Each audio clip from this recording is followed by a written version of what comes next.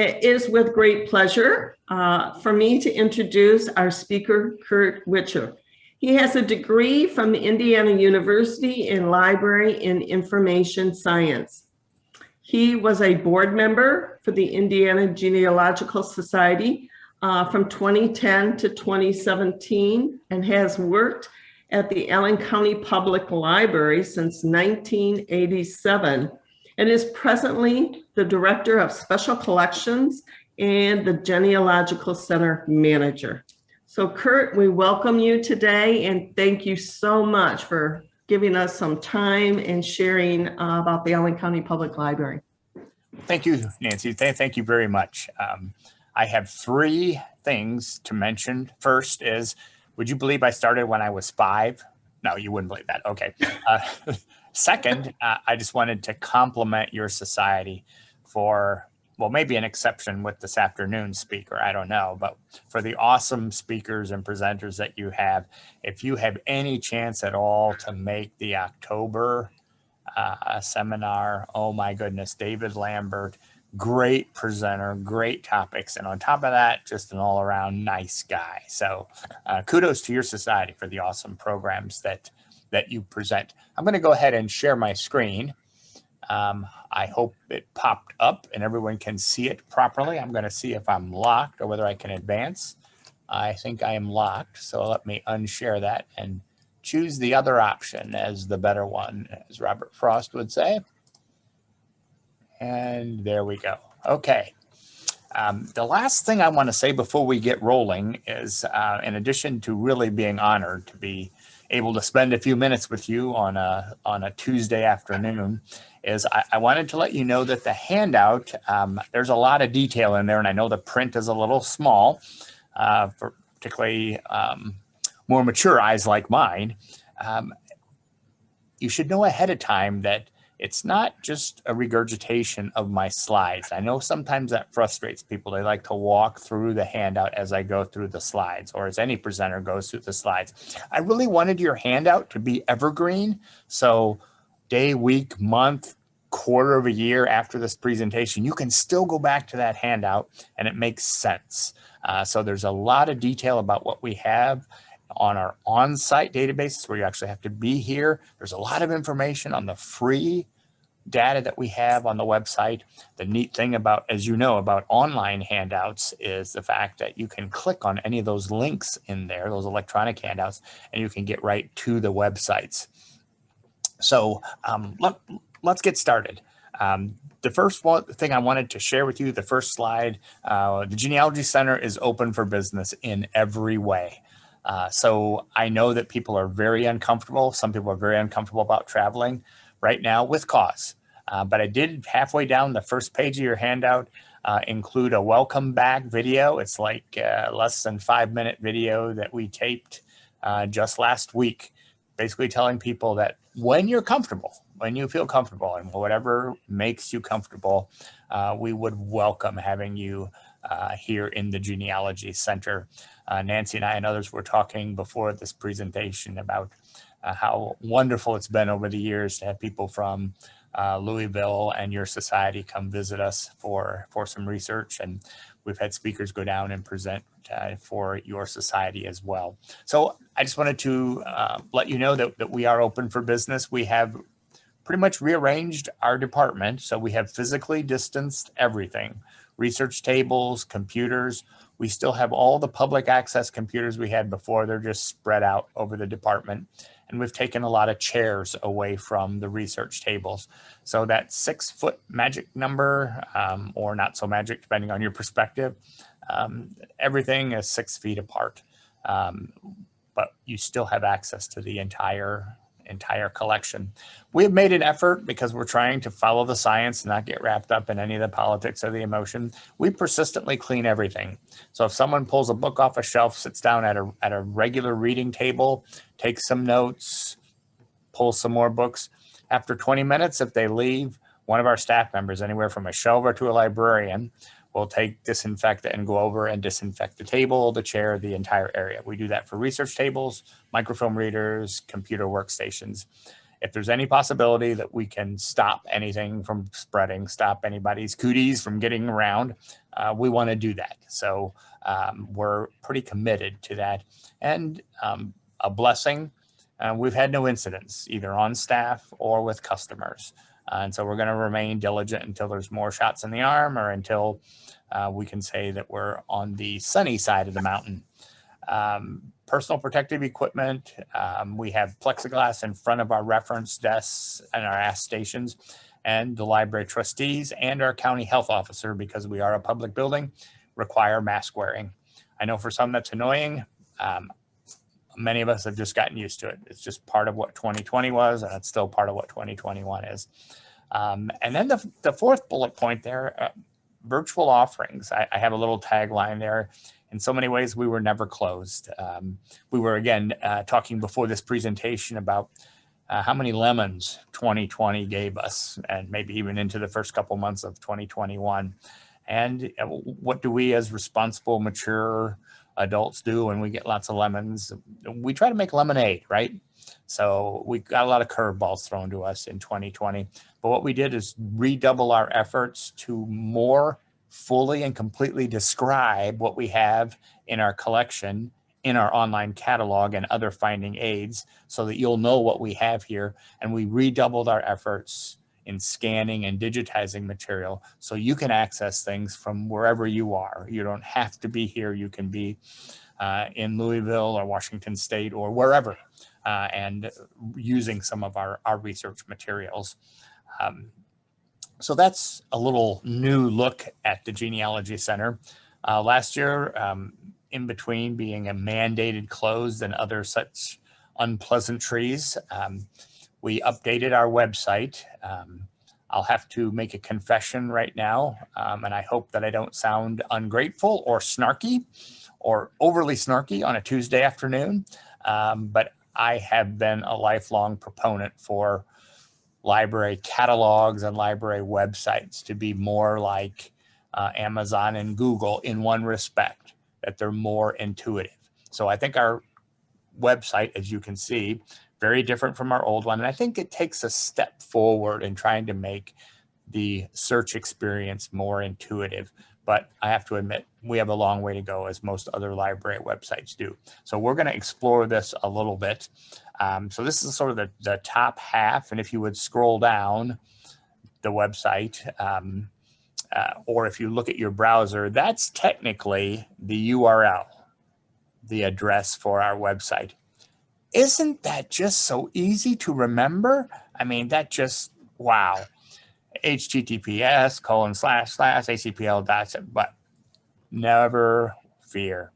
All you need to do is type in genealogycenter.org, and we have it set up to go right to the new website. Someday, it was promised like 6, 7, 8 months ago, someday this will go away and we'll get a simpler, this top URL will go away and we'll get a simpler eye discernible URL that you can remember. But until then, and even through then, all you need to remember to get to our website is genealogycenter, all one word, .org. That's pretty easy. That's at the top of the handout for today as well. So again, a quick look at the top part of the website where I just drew, figuratively speaking, a little green box. That's where you can find our catalog in the top search bar. And we'll take a closer look in a moment where my cursor's kind of moving around here. You can put in, well, what do you put in when you search a library catalog? Put in a surname, a geographic location, an ethnic group, any type of battle, those key search terms. That's how you find things in most library catalogs. Right underneath it is a search well, a place where you can search our free online databases. We have sort of a federated search across all of our free databases, and we'll take a look at how that works, how clunky it looks, but how it works to our advantage. And there's a close-up of those two features. The top one where it says find is the library catalog, which contains the genealogy materials. The bottom one, which we never had on our front page before, is the federated search through all of our online databases and online assets. As we look down or work down the page, I just highlighted sort of the next section, if you will, where you can click on any one of those things. If you wanted to go to the library's catalog, you could click on ACPL. If you wanted to learn about how you could contribute materials, you'd click on donations. If you wanted to see some of the genealogy staff members, you could click on genealogy community. If you wanted to see how you can record life stories, oral histories, we have links to questions. We have some probably 300 or 400 different oral history recordings from individuals, so you can see how it's done. And way over here on the right-hand side, Pathfinders. We have a lot of great information that's completely downloadable 24/7 that can help you research in a particular state or about a particular ethnic group. So we're just kind of working our way down the web page. So moving back to the web page, the next thing I want to point out are these buttons, the 4 buttons on the left-hand side: Our Resources, Family History Archive, Oh, Is That a Treasure? Family History Archives, Our Services, and Plan Your Visit. I bet many of your members could actually contribute to Plan Your Visit, since you've visited here many times in previous years, and we remain grateful for that. So we look at Our Resources. That's the first thing we're going to explore. Then Family History Archives, Our Services, and Plan Your Visit. Before we do that, we're going to keep scrolling all the way down. This is the bottom, if you can call it that, the bottom of our main page. I want to point this out because it has our contact information here. And you might think, big deal, Curt, we know where you are. I'm going to say this a couple times, particularly in this pandemic and really on forever.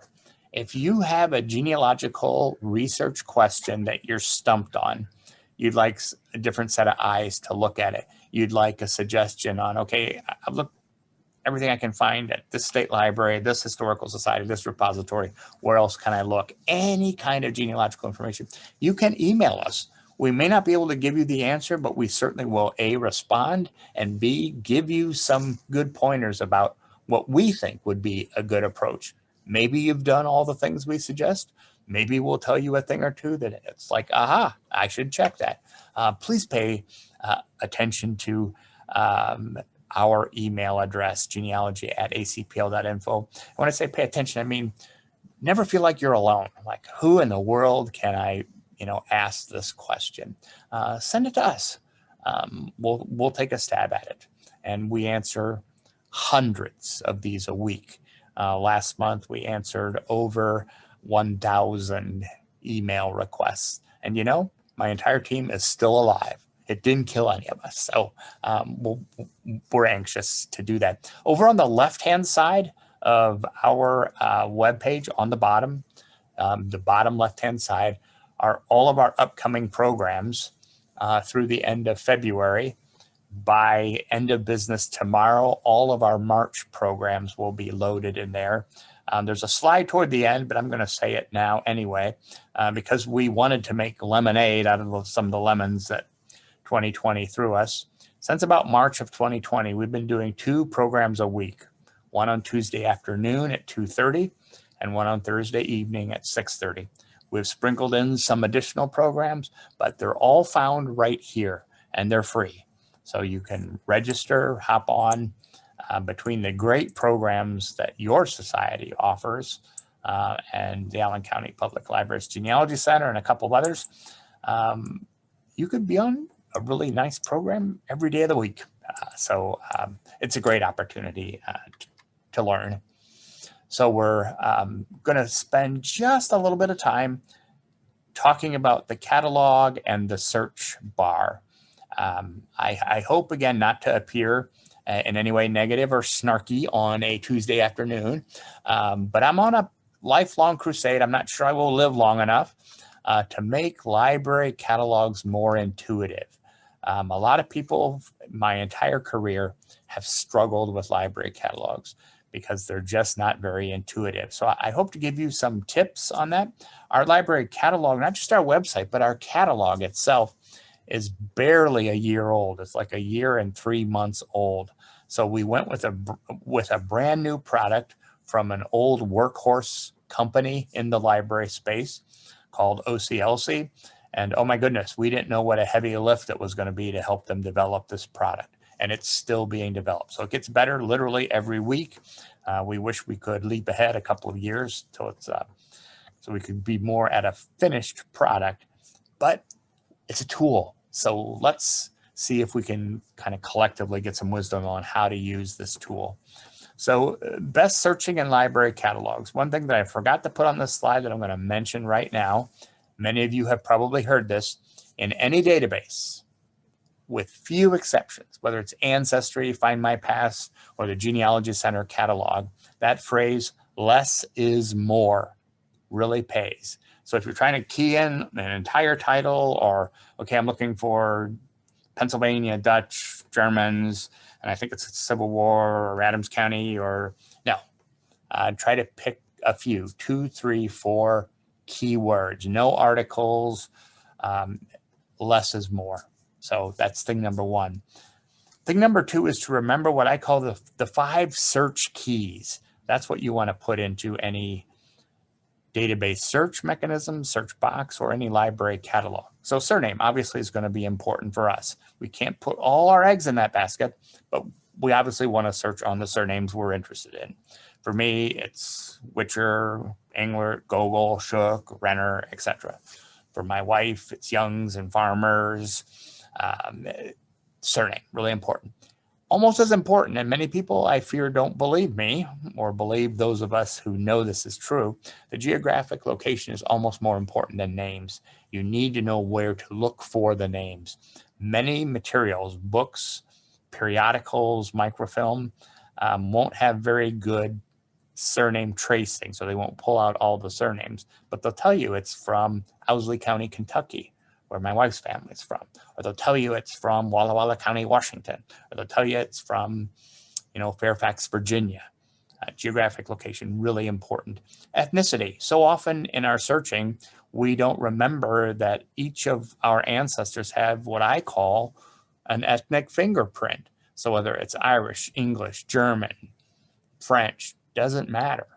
Knowing the ethnicity of your ancestors, or the suspected ethnicity, you can use that as a search key to find new information for your particular family. And then the other 2 of the 5, religion, and then special activities like military, Civil War, War of 1812, militia, etc., or any military heritage organization. Apologies if I focus too much on this, but I think it's really important. We put so much work into putting good data, what we call metadata, in our catalog. You need to use all those search keys to be as successful as we would like you to be when you're doing your research. I know this might sound a little silly. There's that less is more second bullet point there, but the best way to search online data files, particularly if you haven't used them before, is take time to play. And what do I mean by that? Take time to play. Oftentimes we're so focused on our research that we've found a successful searching strategy in our local library catalog, or the Library of Congress, or on Ancestry, and we want to deploy that every time we go to a new database. Sometimes that works though, and sometimes it doesn't work. What I mean, take time to play is park, and this almost sounds like heresy, doesn't it? Park your family history on the sideline for like 3 to 5 minutes and just go in and see how a database works. If you want to amuse yourself, next time you go to Ancestry, search for Humpty Dumpty. You'll actually get search results. At least 2 weeks ago when I checked, I got 1,200 search results for Humpty Dumpty. Why in the world would I get that many results?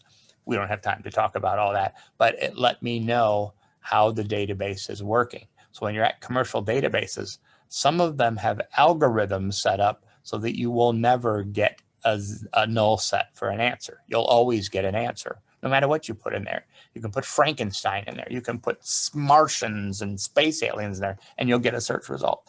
Most library catalogs don't operate that way. But what you really want to know, though, is does a catalog have an implied and or an implied or?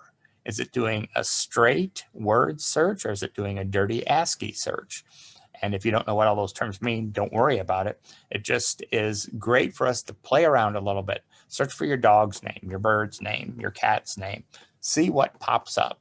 Oftentimes that will be enlightening and when we get serious about searching and say, okay, now I'm looking for witchers and grommelsbachers in southern Indiana around the Ohio border in Spencer County and DuBois County and Davies County. Okay, now because I played around in the catalog a little bit, I can search for that a little easier. Try it sometime. It's a great insomnia buster. That's the class of things that I store for when I can't sleep. I don't worry about sleeping pills or any of that. I just get up and hop on the computer and have some great connectivity time. So we're back in our catalog.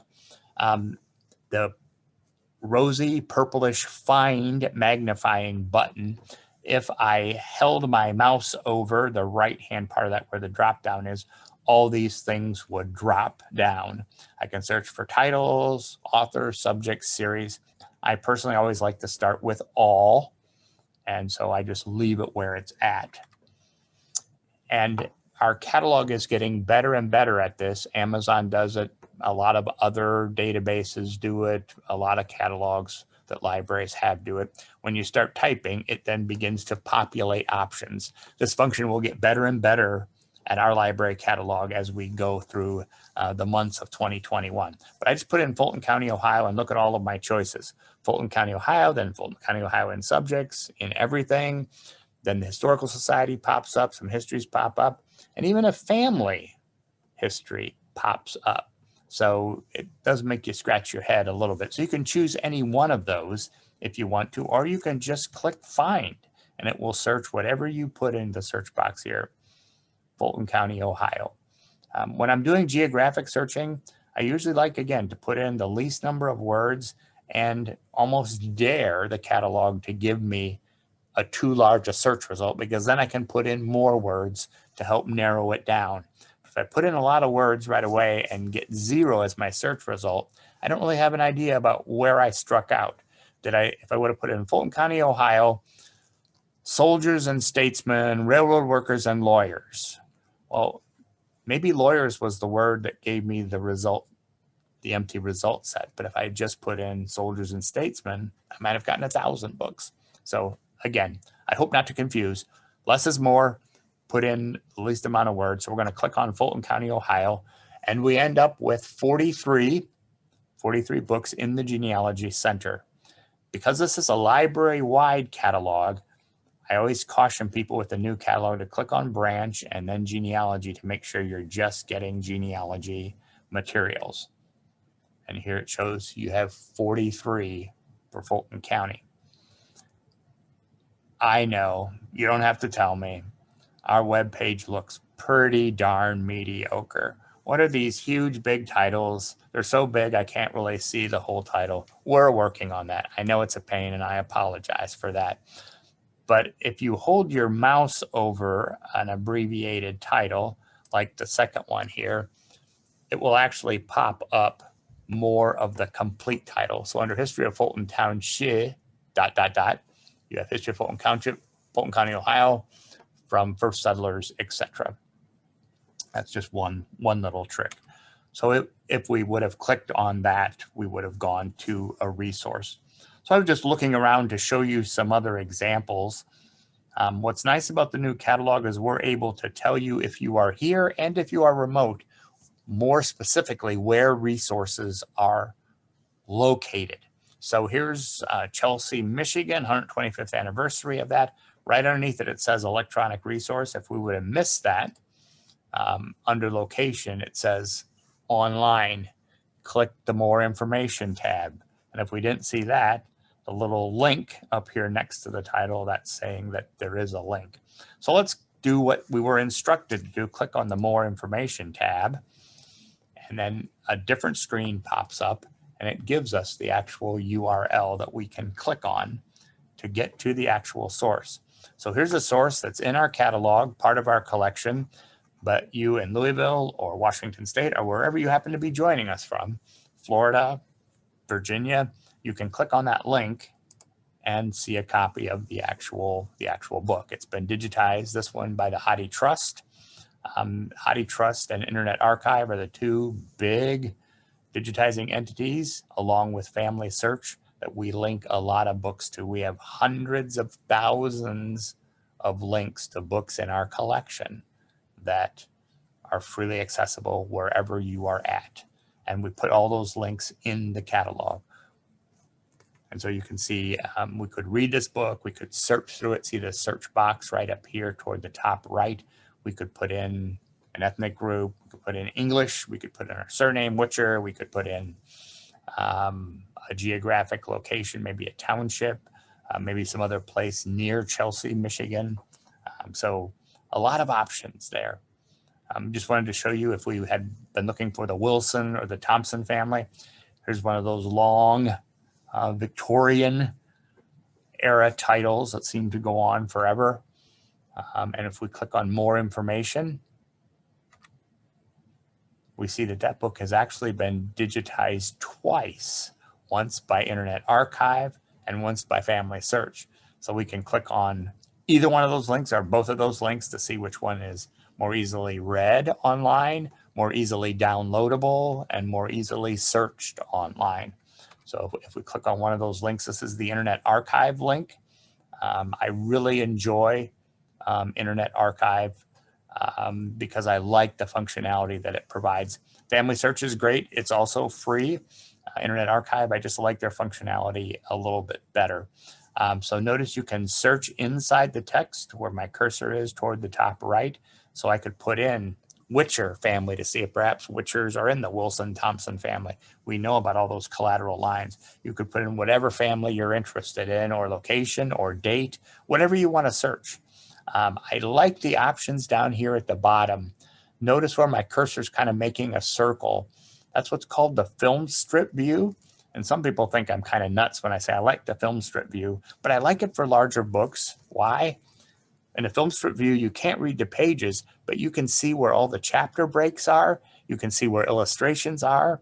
You can see where the index starts. You can see where the bibliography starts. So if you want to quickly sort of thumb through the book, like we like to do with physical texts, you know, the film strip view is really great because you can click on any page in a film strip view and it will bring it forward. It will just bring it forward so that it is readable. It's a fast way to virtually flip through a book, which I miss doing, flipping through books when I'm looking online, and I like that feature. Here's the family search version. Notice the cataloging metadata is over here on the right. An image, a clickable image of the book is on the left. You click on that and it will come across the entire screen, and you can then use your mouse to click the pages forward and backward. Really two great repositories for online material. So we're going to quickly dance into the online databases, our free searchable online databases. I picked a pretty common name on purpose, Williams. So less is more. I just put in Williams. I could have put in Williams family. And then we click the blue search button. And oh my gosh, what is this? Well, we're still on the road toward perfect, and certainly this federated search is a little less than perfect, but it gets us there, right? So it basically searches anything that's OCR'd, optical character recognized, OCR'd in all of our collections, whether it's a book, whether it's some metadata that's associated with a photograph, a caption, etc. It searches everything. Then it tells you item by item how many Williams you can find in that particular entity. So you can click on the number over here, you can click on the entity, and you'll get something like this. And it's like, oh my gosh, Curt, what in the world do I do with that? Well, this is giving you the silo that it found Williams in. And this is over here on the left, it's giving you a link to the actual page where you will find Williams. So we could click on that. And here we see Williams is kind of a bad result here because it was an interview diary, and I'm a big fan. I'm a big Hank Williams fan. Well, that doesn't help me with my Williams family necessarily, does it? So such is the stuff of ASCII searching or OCR searching. But I continue on through more resources. Over on the right-hand side, I see which one I want to pick. And I see a David Williams in this text block. And I want to see the page. I want to see without all this kind of scrunched together, dirty ASCII. I want to see what it looks like. I click over here on the left, and there's the page, and there's David Williams, and it tells you the context for him, right? So this is like a nice family listing, descendancy listing, if you will. We're going to move on from our free online databases, that search box. We'll revisit them in a few moments. But I want to show you something that I think can be helpful. It's not a big deal, but it's a deal, right? It's very, very helpful, I think. It is this whole Pathfinder link, and it will take you to Snapshots. I know most all of you aren't interested in Allen County, Indiana material, which we have a lot of, so we're going to ignore all this. But Pathfinders, click on any one of these 3 snapshots. It gives you some of the best books for a particular geographic area. It's like a version of Cindy's List, if any of you have used Cindy's List. It's a really neat way to help yourself out if you're stumped, if you run into a brick wall. A lot of people think, oh my gosh, that's all you have for Kentucky or Indiana or Minnesota. No, these snapshots are just 1% or less of the books we have, but they're some of the highlights, kind of to get our brains thinking about, have we really looked at everything? If we're planning a research trip to Fort Wayne someday, you can look at some of these books and say, okay, I want to look at these to see if they will lead me to other resources when I am researching in Fort Wayne. So let's click on the state snapshots. So all 50 states are represented here. One can choose whatever state one's interested in. And so I clicked on Georgia, and notice this little italics here. It says a selective list of books, selective, meaning less than 1%. But again, it lines up kind of like Cindy's List, your research guides, African-American, biographical, cemeteries, census, land, etc. And these are just a few of the books.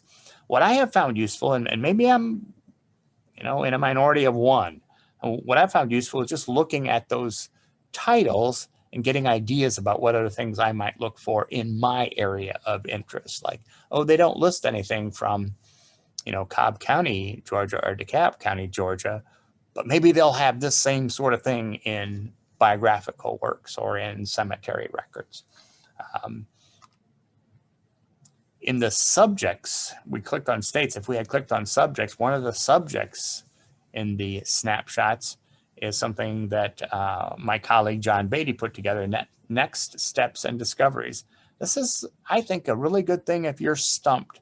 Look at, family history research, how-to, research guides, and it just walks you through the various publications, 1% of them, that will tell you how to do research, that will tell you how to publish, how to interview, sort of the how-to. So you found some things. What are the next steps? How do you make more discoveries? And all of these things are available just as a free link off of our website, available 24/7. So we're going to take a closer look now at our resources. There are 2 categories of our resources, our free databases and our online databases. We're going to explore the free ones, and we're going to leave the on-site, not online databases, but on-site databases. We're going to leave those alone. They're listed robustly in your handout, and since you really can only use them when you're here, or if you have your own personal subscription, I didn't think it was fair to tease you about, we have this and you can't get access to it. But if you're ever planning a trip, go back to your handout or come to our website and see what is available. So here they are, free databases, on-site databases. That little tagline there, our goal is to make your search successful. And we really mean that. We try really hard to put up as much information as possible so that you can be successful in finding data. So we're going to take a quick trip through these free databases. The AfricanAmerican Gateway, we're going to demonstrate in just a moment. And notice the Native American Gateway at the very bottom. So these 2 areas of research can be very challenging. So we have put together what we call gateways, easy ways of finding those materials in our collection. So if we click on AfricanAmerican Gateway, you'd be presented with a screen like this. We click on states and then choose Ohio.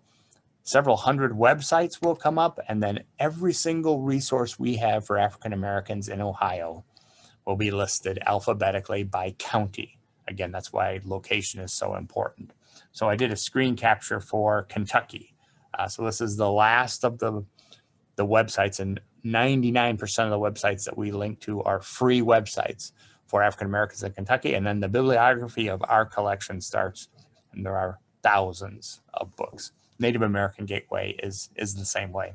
If you have African American research, if your family owned slaves, involved in slave trade, if you have African American family that have married into your family, are a part of your family, great resource. And we know how challenging African American research can be. So moving down this list, we're not going to look at Allen County resources because you're probably not that interested in them. But if you are, you can go to our website, genealogycenter.org, click on it and find a great amount of information. We're going to skip over family Bible records because it is pretty much what it says. We wish that we had thousands of family Bibles, but it's one of those longest journey, single step kind of things.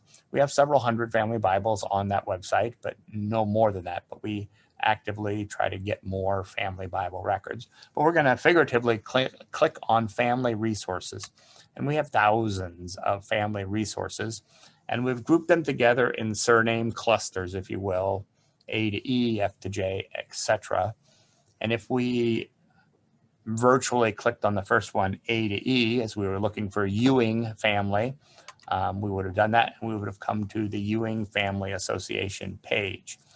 And before you say, boy, couldn't have you guys done a little better spacing out those links on the right-hand side? It may not be evident, and it may be a bad plan, but there is some intentionality there. So part of the Ewing Family Association, and we host about 6 National Family Association collections of data on our website. These are 4 large Ewing collections up top here. And then we do have a searchable data file of Ewing family information, and then a searchable legacy images.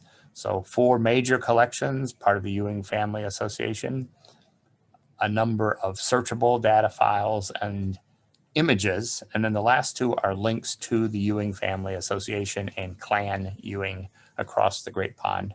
They ask that we link back to their organization's webpage, and we have no problem doing that. But thousands upon thousands of pages for Ewing family material is available on or under this particular link.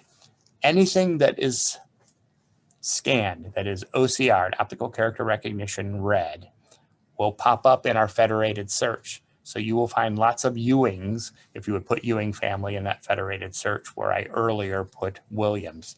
Not everything though, because we haven't mastered the handwriting yet, although our friends at Family Search are close to mastering the handwriting. Another example, you might say, oh my goodness, Curt, you just created a digital mess for me. So the Snuffer family, again, in 2020, we hope we made lemonade. So someone gave us 25 notebooks. Now, I won't ask for a show of hands. I won't ask for anyone to self-incriminate, but we all know how we do our research notebooks, right? I mean, a photocopy of this, an Unentafel chart, a family group sheet, copy of an obituary. We get those big 3 to 5 inch binders, and we know what's in there. We know the order that it's in, but if I hand this off to my brother or to a nephew or niece, they kind of look at it like, gee, Curt, this looks like a lot of junk you have here. How do I find what I want to find?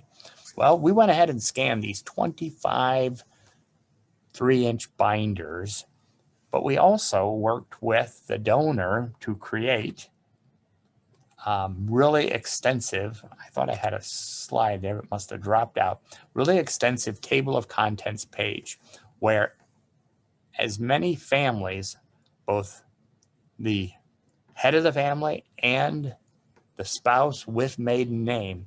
So a table of contents page for any one of these 25 notebooks will have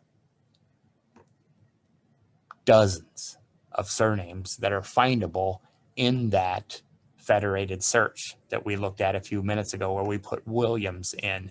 So it's not as desperate as you might think. And in fact, it's pretty slick how quickly you can get to the right notebook, and then they're lined up in order. And then further, with this particular donation, we were asked if we could make every notebook downloadable as a PDF. So someone could actually download it to their personal computer or to their iPad or whatever they're going to download it to, and, you know, search it on the beach or search it when you're not online, when the power goes out. So maybe we'll have a slide later showing that detail. So moving down this list, we're going to skip over Indiana resources. We're going to hit the middle resource, other states, and our military heritage. So let's go to other states. We're not an Ancestry. Ancestry has like 28 billion records. We have almost 5 million. That's like forever apart. That's like a chasm that will never be crossed. We don't want to be an Ancestry. Ancestry is really good at being Ancestry. I don't know what we do without Ancestry. We get aggravated with them sometimes, but oh my goodness, do they make a lot of information available. What our website tries to do is to publish things that we can make freely accessible that other big information aggregators aren't interested in. Even Family Search doesn't want a pension file, a paper pension file. We will digitize all of those, and we have many paper pension files. Someone has written a small little history of a cemetery, or maybe even attached an Excel file to it. Well, Ancestry, Family Search, MyHeritage, nobody wants that. They want something that starts out with 100,000 records, not 100 records. So those are all of the kinds of things that we look out for. So that's what you'll find under other states. It's an alphabetical listing. But I really want to draw our attention to general resources, that place that I have outlined in red here, enlarged on the next slide. A couple things I really want to call out. The first one, because I don't have another slide on it because my slide deck was already too big. National Archives finding aids.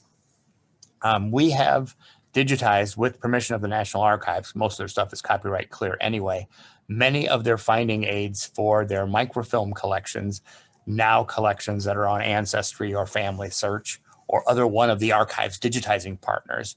Oh my goodness, there's so much gold in there. They're oftentimes hard to find on NARA, on National Archives and Records Administration website, sometimes impossible to find. So we actually have a great relationship with the reference archivists at the National Archives. They send us copies for us to scan, and they use our website when they want to quickly and easily find, okay, what does this record set contain? How can I best find information in this record set? There's some amazing things here. So that's thing number one. Hundreds of National Archives publications are on our website. So a great insomnia buster, if nothing else. The Evangelical Messenger. Oh my goodness, we had a 10-year remote volunteer, and this is way before COVID. This woman worked for 10 years, Ann Dallas Budd from Ohio, worked for 10 years indexing, actually she did more than indexing, abstracting obituaries out of the Evangelical Messenger. She almost got 200,000 obituaries. And because she was keying them into a table, you can search. You can see the search box up here in the top right. If you wanted to look through an entire date range of abstractions for this, you could click on any date range, but it's amazing the amount of detail you can find. Genealogy tracers, obituaries, memorials. We had a group from Cleveland, Ohio that said, no one will take us up on our interest to scan homegoing programs for African-American researchers. So we have over, or nearly 8,000 memorials and almost 40,000 images. And these homegoing programs or memorials, they're not just like a mortuary prayer card. Some of them are 4, 8, in this case 9, sometimes 20 pages long. So there's a lot of good data there. Our military heritage was the second link that we just spoke about, other states and then our military heritage. We have a lot of fun with this. This is not Fold 3. Oh my goodness, it's not. Fold 3 has tens of millions of records. We have several thousand, but again, this is what we call the safety net under the wire. This is all the stuff that kind of falls off the wire. It's too small for information aggregators, or it's really a unique treasure that we've come across in our collection that's copyright clear, and we want to make it available. Notice that we cover from the colonial wars up through Afghan and Iraq. We just so passionately feel that our veterans should be remembered, that their service should be remembered, and it should never be a stumbling block for any genealogist to find history on their ancestors who faithfully served, so we can enjoy the liberties that we enjoy today. So you can click on any one of these wars. This roll call down here is a way that you can see every single prominent military person from colonial wars to Iraqi freedom. And you can search across the site as well in that federated search we spoke about minutes ago. So we can pick World War II. It's one of my favorite wars for two reasons. Both my father-in-law served, and my father was in the occupation forces in Japan after the war. So there's certainly some interest here. I really enjoy my father-in-law's records because he had so much. So if we clicked on Charles Eugene Young, he was born in Lee County and then traveled over to Owsley County. Really, in the picture dictionary of life, he'd be definition number 1 under awesome grandfather. So we click on Charles Young, we have a picture of him in a yard long, and my wife scanned everything. So we have his dog tags, his discharge papers, photographs, etc. Just some neat things that our children's children now will be able to access this information. And that's really, I hope, for many of us, if not all of us. And we do this because we are fascinated, curious about our families. We want to find all the stories.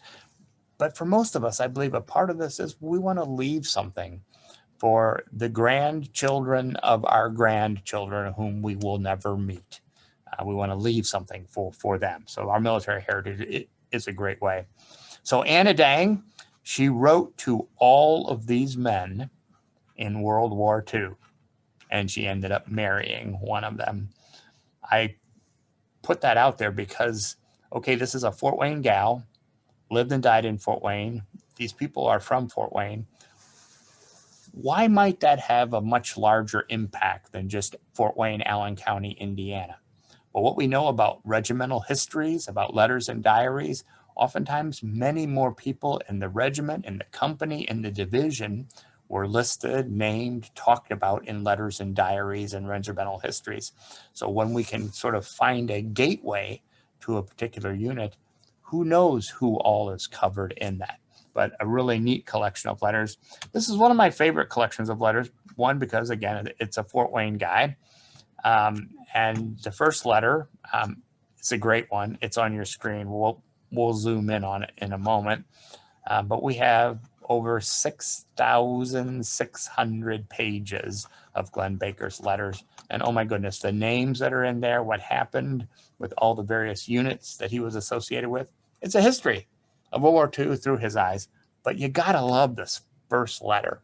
So, dear Mom, got here all right, but third line down, or second line, end of second line. So for Pete's sake, send me some money quick. Quick is underlined. Doesn't that bring back memories for all of us when our kids went off anywhere? Send me money. So he goes down, and toward the end of the letter, third line from the bottom, but jumping Judas, get me some money quick. I think this guy wants some money, doesn't he? He was just a youngster at the time. So his PS says, tell everybody to write, and then PS2. I wonder if his drill sergeant read this PS2. Send me something in a big box so I can send some dirty clothes home. I bet his drill sergeant talked to him about how to do laundry. But wonderful pieces of history in these letters.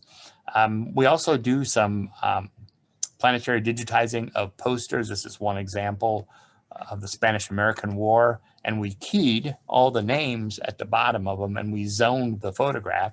So anytime there's an actual photo there, you can click on photo, and it will show you where in the photograph where in the poster your particular person was.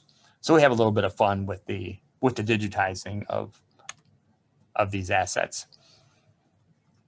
Moving on, that was just the first button in the middle where it said our resources. We're going to move on to Family History Archive.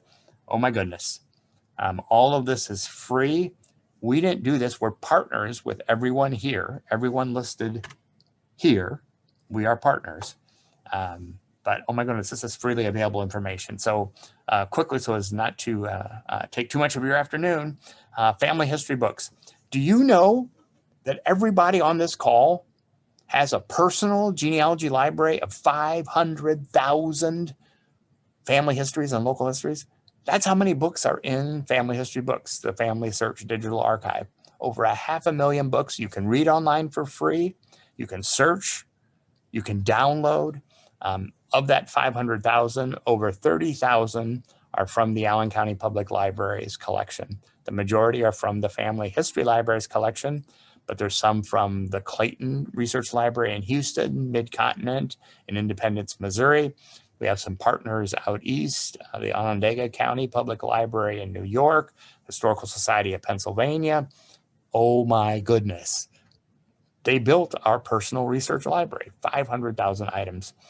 You can click on any one of these entities, these contributors, there's more than a dozen, and you can search their holdings in Family Search, in the Family History Books. Why would you want to do that though? Just search across all of them, because who knows where a source important to you may have come from. The Family Search Research Wiki, that's number 2. If you haven't used it, please take a look at it. If you run into a brick wall, this is the first place you should come to look. If you're entering a new geographic area of research, a new time period of research, or maybe you've now been introduced to a different ethnic group. Maybe your English married some Irish. Oh my gosh, the world would come to an end, right? And now you want to know how to do Irish research better. The Research Wiki, over 95,000 juried, well-researched articles. And every single geographic location in the United States has a button. Every state has a button that says online records. You click on that and you see all the records that are online. I picked Iowa because, you know, I don't have any ancestors in Iowa. And if someone gave me an Iowa research problem, research challenge, I really wouldn't know where to begin. I could do the general stuff, but then it's like, okay, how do I know where records are? What's online? What are the major repositories? The only thing I know about Iowa is my younger brother spent 2 years there and working on his PhD for Pioneer, I think. So lots of good stuff. Moving on to our third of these Family History Archive is the Internet Archive. Our Genealogy Center has contributed 111,000 plus resources to the Internet Archive. These are freely available 24/7. So you can search across the entire Internet Archive to arrive at free sources by surname, by geographic location, by ethnic group, etc. The fourth thing is LinkPentium. I mentioned Cindy's List a couple of times. You know what LinkPentium is? It's Cindy's List on steroids. Cindy's List has about 500,000 organized links.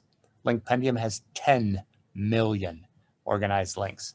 Notice there's about 1 million locality links in the United States and just under 10 million surname links from across the world.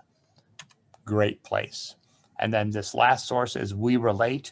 And we basically have been trying to convince libraries and other archives to digitize their vertical files and have other people contribute. So there's just a lot of really great data there. Continuing down the page, our services.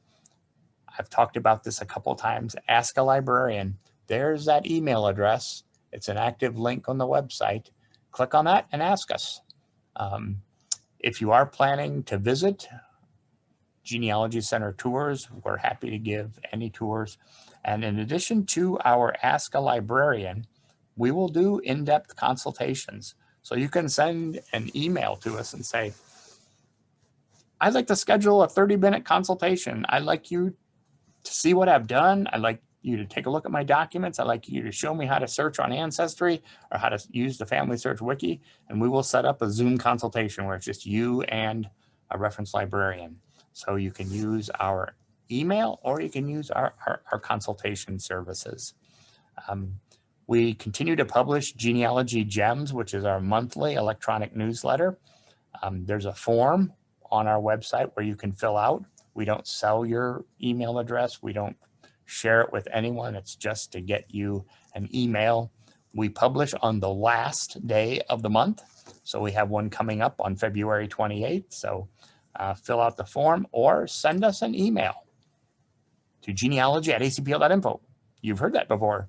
And say, hey, I'd like to be subscribed to your monthly newsletter, and we will get you signed up.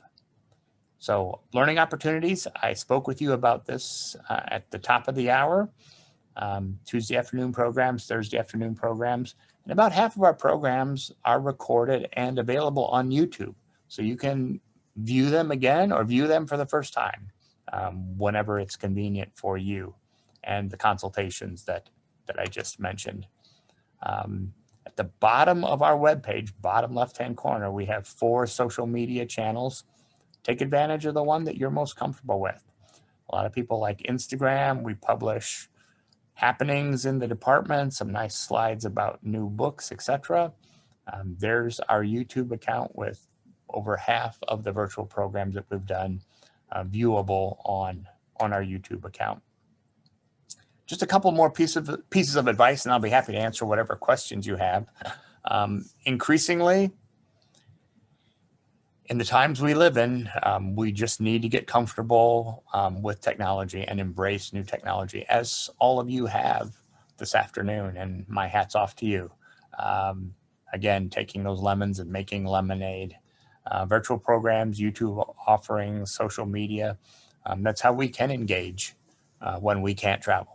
And this, I think, has some wisdom for us even when the pandemic is over and we're able to travel again. Maybe we'll make wiser decisions about where we travel to do research, because we will have researched in those locations ahead of time virtually. So I just encourage you to continue exploring how technology can help you make your family stories more discoverable and come to life through all the rich documents that you find. In 2020, while we were closed, we did an amazing amount of material, amazing amount of activity. We shifted our entire book collection, which is almost 500,000 items. We moved all of our local manuscripts to storage because they're really not requested very often. And that was to make room for all the other materials we're getting. Our city directory collection has greatly expanded. And in the online catalog, we have put all the shelf locations in. So even if you're still not feeling like you want to travel anywhere to research, you not only know the call number of books that you might want to look at the next time you're here, you know exactly where they're located in the department. So there's an example of a location, Michigan, family histories, etc. We even have online. We have a great partnership with Family Search. During 2020, we cataloged over 5,300 rolls of new microfilm, over 16,000 titles on these microfilm rolls. And you might think, why in the world, Curt, are you getting microfilm? That's so 20th century. Well, there's still a lot of good information on microfilm that is not online. And these rolls of film we got from Family Search contain records that the record custodians will not allow be put online. So we feel that that's pretty much gold. So in this microfilm are family histories, and you can see at the very bottom, we have the family history library number as the call number. We have church records. Again, it says microtext and location, and it gives you the family history library number. So you can find it in their catalog. You can find it in our catalog. Just a lot of great information. And we know how valuable church records are. Look at the baptisms, marriages, and deaths that at least for the next several years will not be available online because the record custodian will not permit it. So there you have it. Family history compilations. We added many hundreds to our free databases in 2020. They're all accessible in the catalog, and they're all OCR'd to the fullest extent possible. So, and we continue to add a lot of family history compilations. We looked at that snuffer webpage a few minutes ago. 7,500 pieces of paper in that. We're also the repository for the Hudson Family Association that went out of business. 44,500 pages of searchable data. So we have their 2 publications, over 200 issues, and we have all their state records. And that's that snuffer slide. And here's where I think there's the table of contents page that I was referencing. So all these are searchable. So you can look for Chessman family or Conrad or McCleary's or Case, and it will pop you to this particular volume, and you can even download the volume as a PDF. So pretty amazing. I just would like to conclude with what the banner says. Here if you need us. That's what I'd like to leave you with. We're here if you need us. We're a phone call away, we're an email away, we're an Instagram or Facebook message away.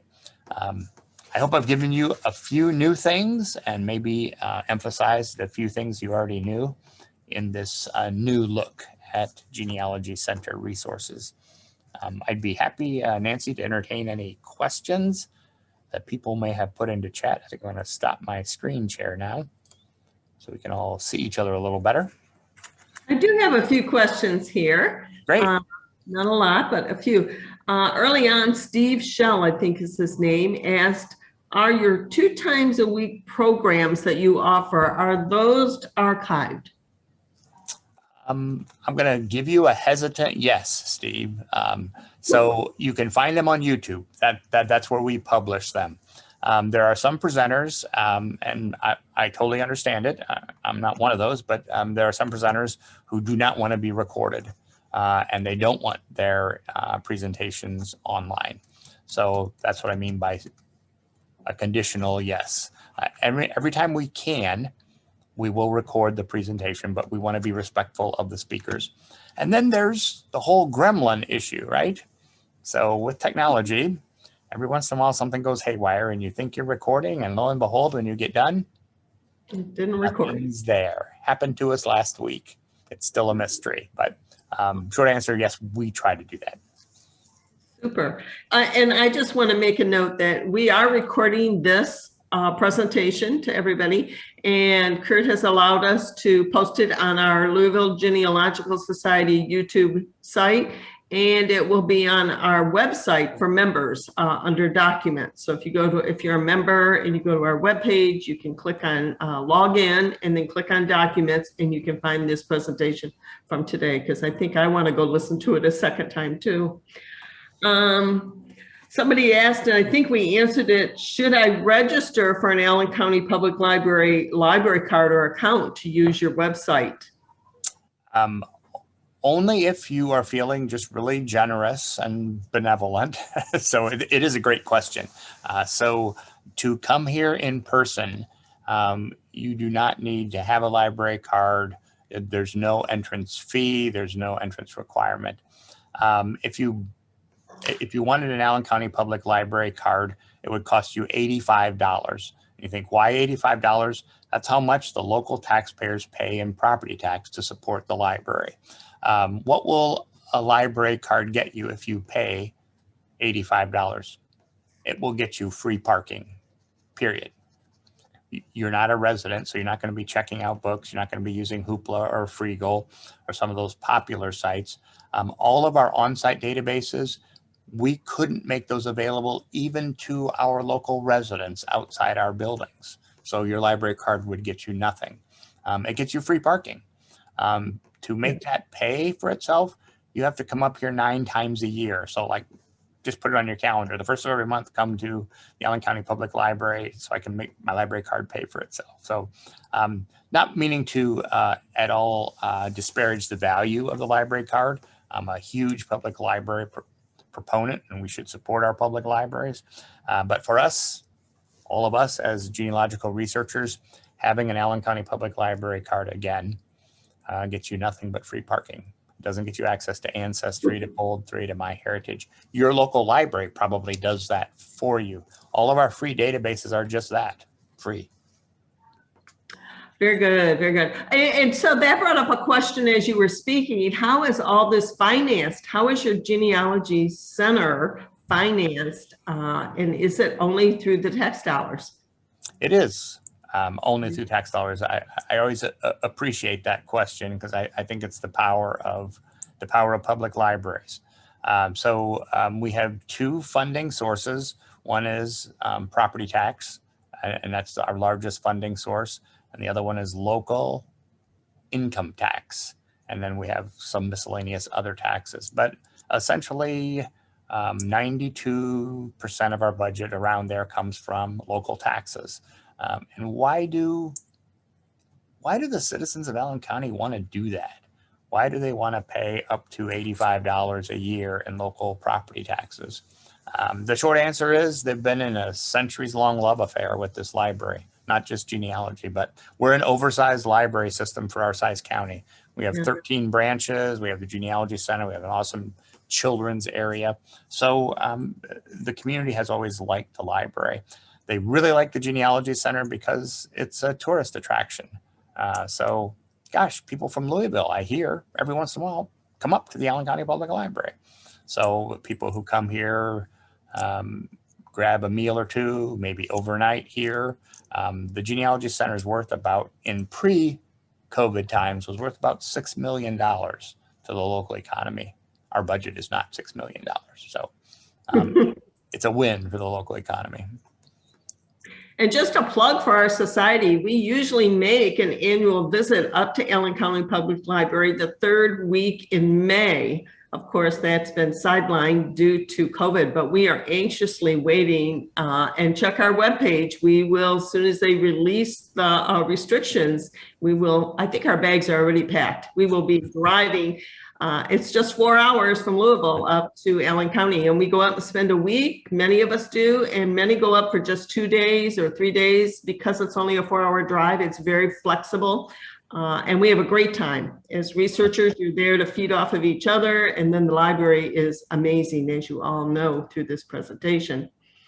What was another question? Somebody wanted to know what was the site you mentioned, and I think it's LinkPentium. Before you mentioned WeRelate. Yes, LinkPentium.com. And if you go to our website, genealogycenter.org, and click on that family history archive, there's an active link right there, LinkPentium.com. It's like a hugely expanded version of Cindy's list. And you can see what resources might be available online in the geographic areas you're researching and the surnames that you're researching. And the last question I have here is, and it's kind of, it could be a whole presentation, I'm sure, in itself, and that is, how do people donate their material to your library? I know a lot of the material you have, your family books, have been donated. Can you just address that a little bit? Absolutely, and thank you for that question. I'm kind of on a lifelong crusade about this. We would be shocked, or maybe we wouldn't, and we're all just melancholy about it. Every day across our beautiful country, more than 1,000 cubic feet, it's like a paper box, 1,000 paper boxes go to the landfill every day of people's research that people have spent a lifetime compiling, analyzing, putting together, organizing it. We're pretty serious about that. So we have a pretty aggressive, what I would call, acquisitions or donation policy. If there's any way that we could look at a group of materials and consider it in any way organized, it's a candidate for inclusion in our collection. How can people get things to us? I don't mean to give a flip answer, Nancy, but the answer is really yes. So more and more so since before we reopened in our new expanded space in 2007, even before then, people were saying, well, I have this database of cemeteries that I've walked around the country where my family was. Would you like a copy of the database? Yes. I'm done with these 15 books. You know, I use them in my research. I've been researching for 30 years. Would you like? Yes. More and more so. And I must admit, I get a little twang, a little pain. More and more so, we hear from grandchildren who are in the early 20s or 30s. who say, got all this stuff, don't know what to do with it. Do you want this? And they use stuff or junk or papers. And it's like, oh my gosh, there's a break there. There's a huge disconnect between the person who labored to collect this stuff and these grandchildren. My guess is someday they'll want that.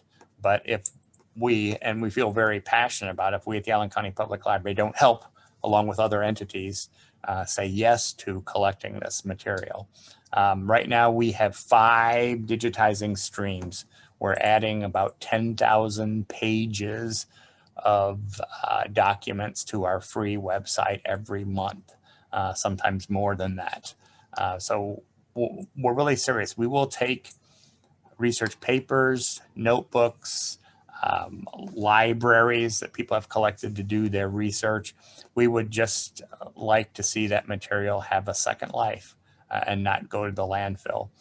There's so much work that we collectively have done, and we'd like to push that forward to the next generation so that they can springboard off the research that we've done.